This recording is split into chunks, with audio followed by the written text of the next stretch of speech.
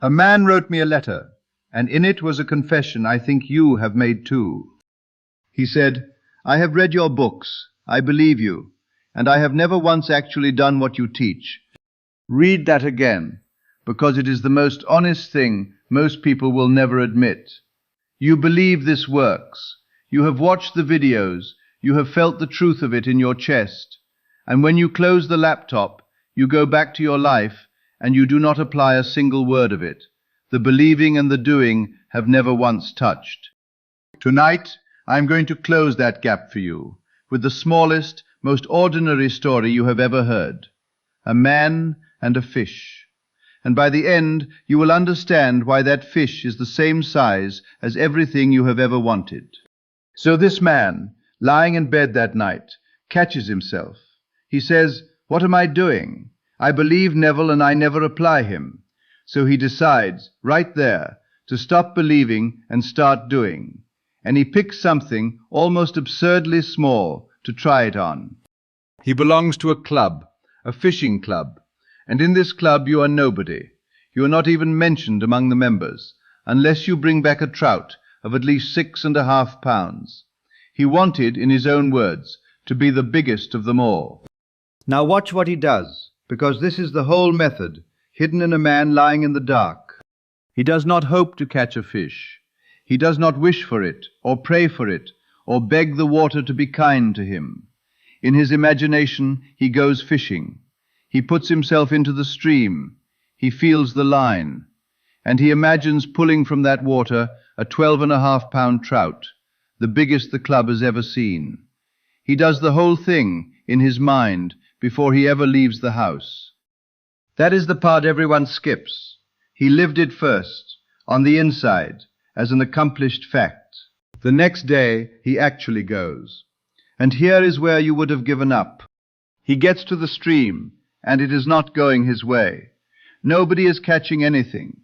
He pulls in one small one, about 6 pounds, and then a little boy nearby catches one bigger than his, nearly 9 pounds. Imagine how that feels.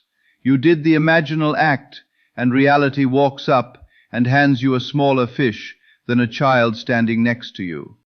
This is exactly the moment you quit, the moment the outer facts contradict what you assumed.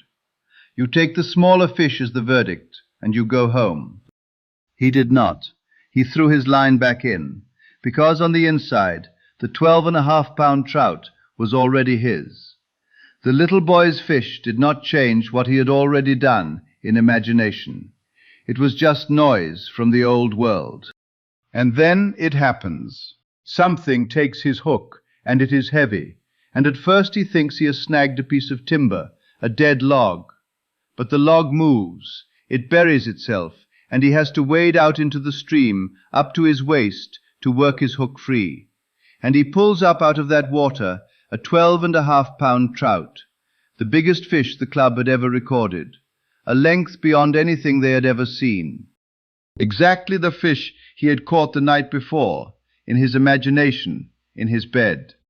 Now here is what I need you to see, and it is the reason I am telling you a fishing story instead of a story about money or love. Listen to what he did not do. He never tried to catch $12,000. He never tried to catch $1 million. He caught a fish. And they are all fish. Everything you want in this world is a fish. The job is a fish. The money is a fish. The person, the healing, the home, the reconciliation, every single one of them is exactly the same size to your imagination as a 12.5 pound trout. The imaginal act that caught the fish is the identical act that catches any of them. The water does not know the difference.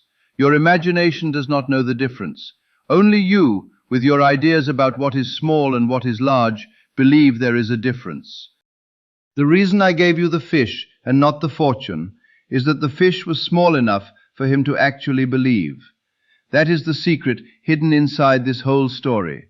He would never have believed, lying in bed, that he could pull $1 million out of the air. Reason would have laughed at him. But a trout, in a stream, in a club he already belonged to, that he could occupy completely. And because he could occupy it completely, it hardened into fact. So this is what I am asking you to do, and it is not what you think. I am not asking you to manifest the enormous thing, the thing you have been straining at for months, the thing your whole nervous system tightens around. That straining is exactly why it has not come. You cannot occupy a state you do not believe. I am asking you to catch a trout. Pick something so small that reason cannot object. Something you want, but something modest enough that you can actually live inside the having of it without the doubt rushing in. A specific, small, almost trivial thing. And then do what he did. Go there in your imagination first. Live it as done. Feel the line go tight. And then walk through your day. And when the little boy beside you pulls in a bigger fish, and the facts say it is not working, do not take that as the verdict. Throw your line back in. It is already yours. And when it comes, and it will, something in you will change that no amount of my talking could ever change. You will have proof, not my proof, yours. You will have stood in the water and pulled out the exact thing you imagined, and from that moment you cannot fully unbelieve it again. The gap between believing and doing, the gap that man confessed in his letter, will have closed, because you finally crossed it once. That is why he could disprove it, or prove it, in 24 hours. And so can you. Not with the biggest desire you have. With the smallest one you can fully believe. Catch the trout. Then look at everything else you have ever wanted, standing there in the water, and understand at last that they were all fish.